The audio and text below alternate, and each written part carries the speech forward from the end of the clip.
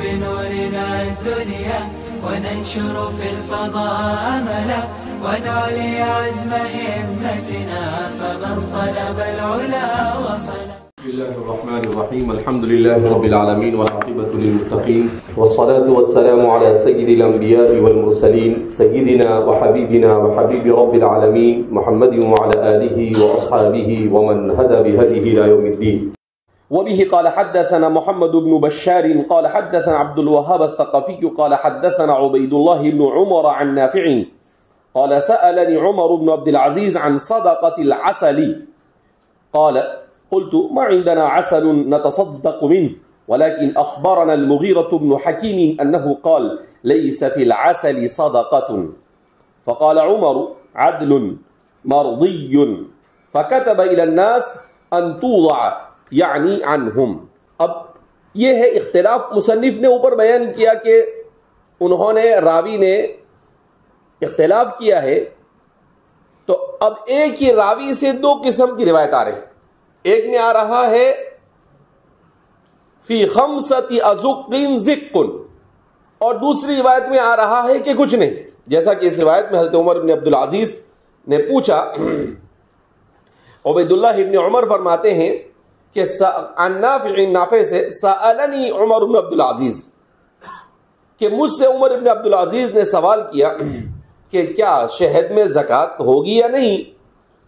تو فرماتے ہیں نافع نے کہا ما عندنا عسل نتصدق کہ بھئی ہمارے اس علاقے میں شہد وہد ہوتا ہی نہیں. اتنی گرمی میں شہد کی مکھی کی بھیک مانگتی ہے کہ یہاں رہے گی وہ.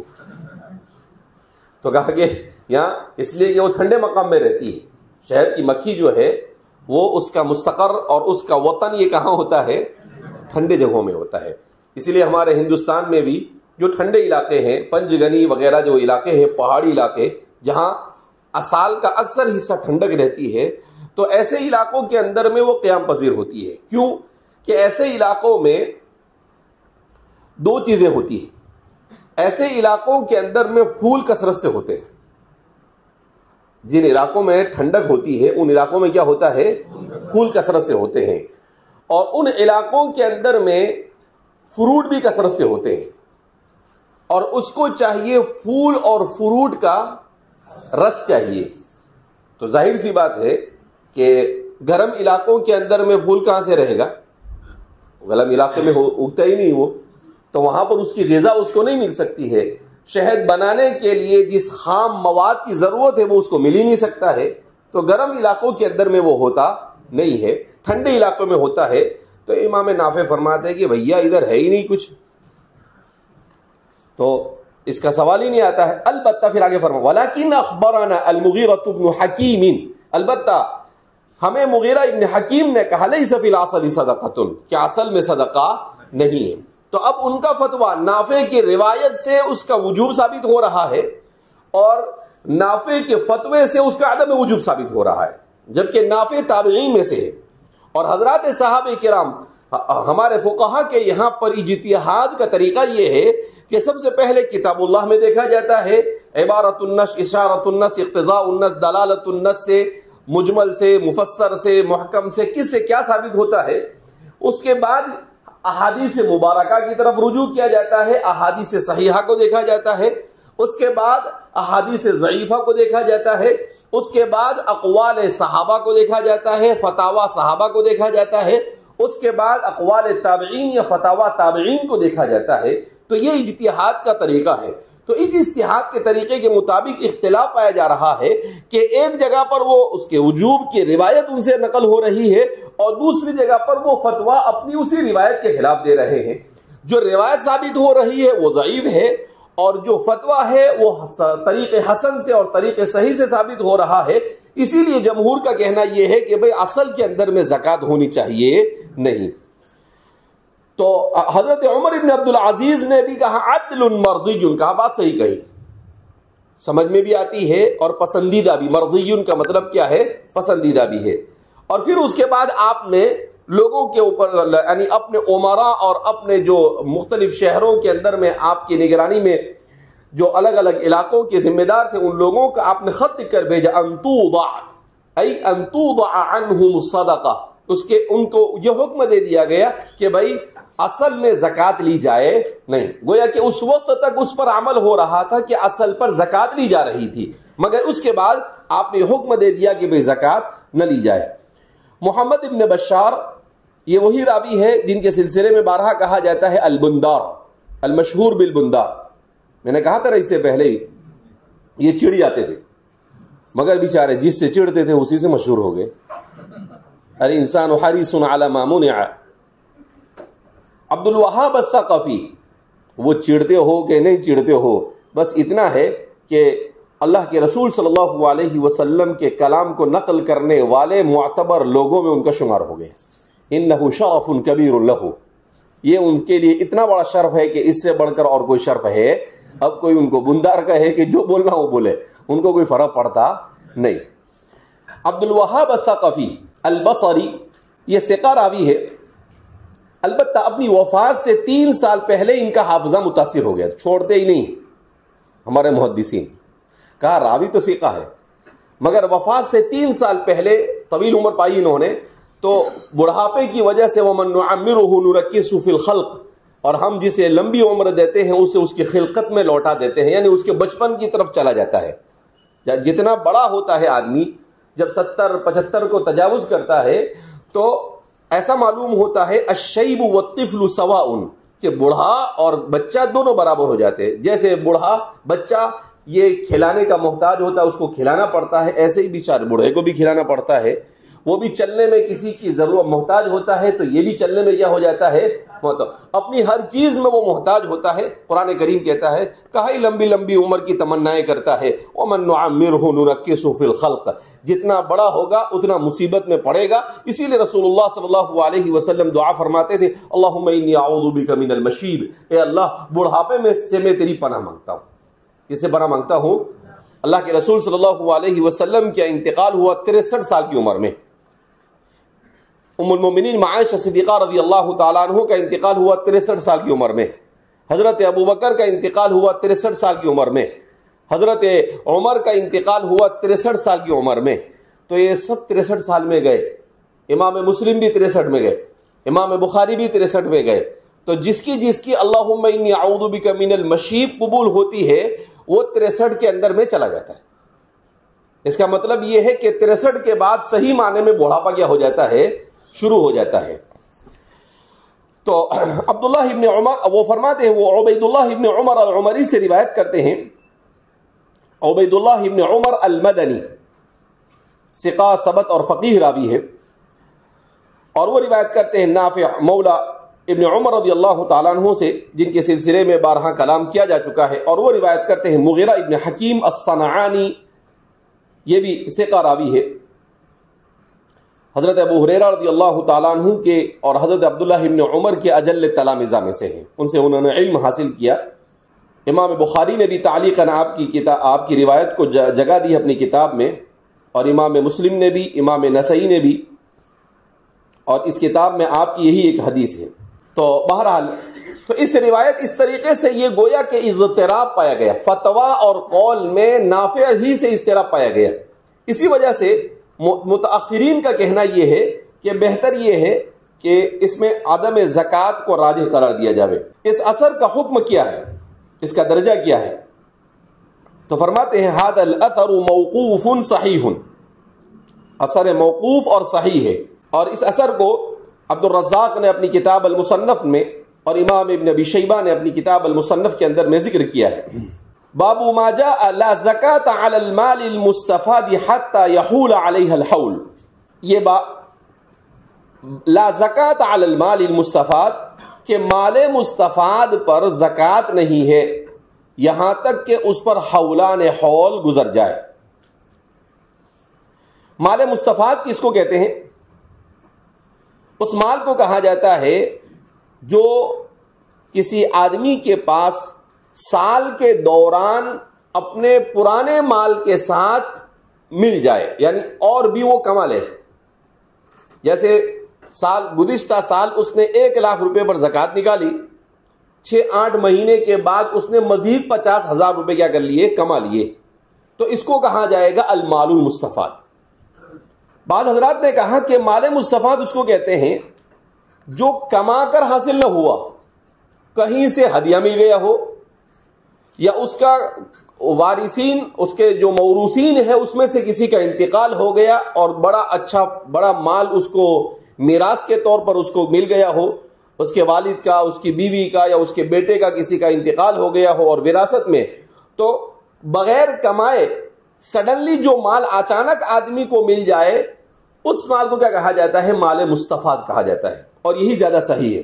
تو اب اس میں زکوٰۃ کا کیا حکم ہے؟ کیا اس پر الگ سے 1 سال گزرنا ضروری ہے یا اس کو اسی کے ساتھ ملایا جائے گا؟ تو اس سلسلے میں کیا حکم ہے اس کو بیان کر رہے ہیں۔ وبه قال حدثنا يحيى بن موسى قال حدثنا هارون بن صالح الطلحي قال حدثنا عبد الرحمن بن زيد بن أسلم عن أبيه عن ابن عمر رضي الله عنهما وعنهم أجمعين قال قال رسول الله صلى الله عليه وسلم من استفاد مالا فلا زكاة عليه حتى يحول عليها الحول عند ربه۔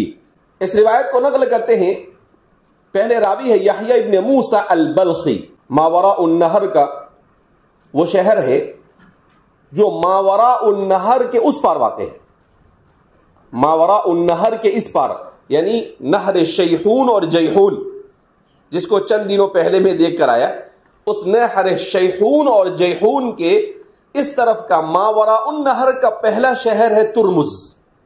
آج کل اسے ترمز کہتے ہیں، البتہ ہمارے کتابوں میں عام طور پر اسے ترمز سے یاد کیا گیا، تو میں وہاں گیا تو میں ترمز بولتا رہتا، وہ مجھے بار بار وہ ہمارے میزبانہ کہ لیس ترمز، ترمز، تو میں اس کو کہتا تھا عندکم ترمز وفی الکتاب ترمز، ہماری زبان پہ ترمز چڑھا تھا، ہم ترمز پڑھیں گے بہرحال، تو وہاں ترمز، تو وہ ماوراء النہر کا پہلا شہر یہ ترمز ہے، اور اس طرف کا پہلا شہر ماوراء النہر سے پہلے کا جو پہلا شہر ہے وہ ہے بلخ۔ تو وہاں پر ترمز میں اگر آپ کھڑے رہتے ہیں حکیم ترمذی کے مزار پر، تو اس مزار سے اس طرف کو آپ کو کیا ہوتا ہے؟ بائیں ہاتھ کی طرف ترمز ہوتا ہے اور دائیں ہاتھ کی طرف کیا ہوتا ہے؟ بلخ ہوتا ہے، وہ نظر آتا ہے وہاں سے اس کنارے۔ نہر شیحون اور نہر جیحون کے سلسلے میں من انہار الجنہ، جنت کی نہروں میں سے اس کو رسول اللہ صلی اللہ علیہ وسلم نے بیان کیا ہے۔ بہرحال تو فرماتے ہیں یہ وہی کے بلخ کے رہنے والے ہیں۔ ہارون بن صالح الطلحی، ہارون بن صالح الطلحی، ان کو طلحی کہتے ہیں اس لیے کہ ان کے جد امجد میں طلحۃ بن عبید اللہ المدنی آتے ہیں، ان کی طرف نسبت کرتے ہوئے یہ الطلحی سے مشہور ہوئے، صدوق راوی ہے۔ اس کتاب میں آپ کی 2 روایتیں ہیں، ایک یہ روایت ہے اور ایک روایت کتاب الحج میں۔ تیسرے راوی ہے عبد الرحمن ابن زید ابن اسلم العدوی، یہ ضعیف راوی ہے۔ چوتھے راوی ہے ابوہ، اس سے مراد زید ابن اسلم العدوی، ثقہ اور فقیہ راوی ہے، حضرت عمر رضی اللہ تعالی عنہ کے آزاد کردہ غلام ہے۔ عن ابن عمر، وہ روایت کرتے ہیں حضرت عبداللہ ابن عمر سے۔ 5ویں راوی حضرت عبداللہ ابن عمر رضی اللہ تعالی عنہ ہیں۔ قال رسول اللہ صلی اللہ علیہ وسلم من استفاد مالا فلا زکاة علیہ، رسول اللہ صلی اللہ علیہ وسلم نے ارشاد فرمایا جس کے پاس سال کے دوران اچانک کہیں سے غیر ارادی طور پر مال آ جائے تو اس مال پر زکوٰۃ نہیں، حتی یحول علیہ الحول عند ربہ، یہاں تک کہ اس پر حولان حول ہو جائے۔ اب مال مستفاد کی علماء اور فقہاء اور محدثین نے 2 قسمیں بیان کی ہیں۔ فرماتے ہیں ایک تو مال مستفاد وہ ہے جو نصاب کی جنس سے ہو، جیسے اس کے پاس 200 اونٹ تھے اور اس کو میراث میں یا ہدیے میں اور 100 اونٹ مل گئے یا 50 اونٹ مل گئے۔ اور دوسری قسم من غیر جنسی ہی، کہ اس کے پاس اونٹوں کی کثرت تھی جس پر وہ زکوٰۃ دیا کرتا تھا، اور کہیں سے اس کے پاس 50-100 گائے آ گئی، تو اب فرماتے ہیں نہیں ماشاءاللہ، تو اب فرماتے ہیں کہ پہلی صورت جو ہے، پہلی صورت میں زکوٰۃ فرض ہے اگر اسی جنس سے ہو۔ سال کے دوران اس کے پاس 100 اونٹ یا 200 اونٹ تھے، اس پر وہ زکوٰۃ نکالتا تھا، اور اچانک اس کو 50-100 اونٹ مل گئے، تو فرماتے ہیں کہ اس پر زکات ہوگی. یعنی جیسے ہی 2-4 مہینے باقی تھے وہ زکات نکالے گا تو ایسا نہیں بولے گا کہ یہ اچانک آیا ہے, تو وہ جو لینے کے لیے جائے گا وہ بولے گا بھیانک نکالنا پڑے گا, یعنی ابھی کیا کرنا پڑے گا, دینا پڑے گا. ہاں اگر اس کے پاس 8 مہینے گزر گئے, اونٹ تھے 100 یا 200, اور کہیں سے اس کو میراث کے طور پر یا ہدیے کے طور پر, ہدیہ کون دیتا ہے, میراث میں ہی ملا, کوئی اتنا فرصت میں تو بیٹھا نہیں کہ 50-100 گائے ہدیہ دینے والا, 50-100 روپے دیتا نہیں دینے والا. تو اب ظاہر سی بات ہے کہ اتنا تو اس کو میراث میں ملا, اس کے والد کا انتقال ہو گیا, انا للہ و انا الیہ راجعون ہو گئے بیچارے, تو اب اس کو مل گیا. تو اب فرما رہے ہیں کہ اس پر اگر وہ زکات کی مقدار بھی ہے تو اس پر سال پورا ہونا چاہیے. جب اسے ملا ہے تب سے اس کے اوپر زکات ہوگی, اس کو دوسرے مال کے ساتھ نہیں ملایا جائے گا. تو یہاں پر جو حدیث میں بیان کیا گیا من استفاد مالا فلا زکات علیہ, وہ اسی دوسری قسم کی طرف اشارہ ہے, قسم اول کی طرف اشارہ نہیں, کیونکہ قسم اول پر ہمارے فقہا کا متفق علیہ طور پر محدثین اور فقہا کی رائے یہ ہے کہ اس میں تو بہرحال زکات کیا کی جائے گی, نکالی جائے گی. پھر اس کے بعد بیان کرتے ہیں کہ جو پہلی قسم ہے من جنس المال من جنس النصاب, اس کی بھی 2 قسمیں متاخرین نے بیان کی ہے. ایک تو یہ کہ اس کو منافع زیادہ مل گئے. کیا مطلب کہ میں نے جیسا کہا کہ اس کے پاس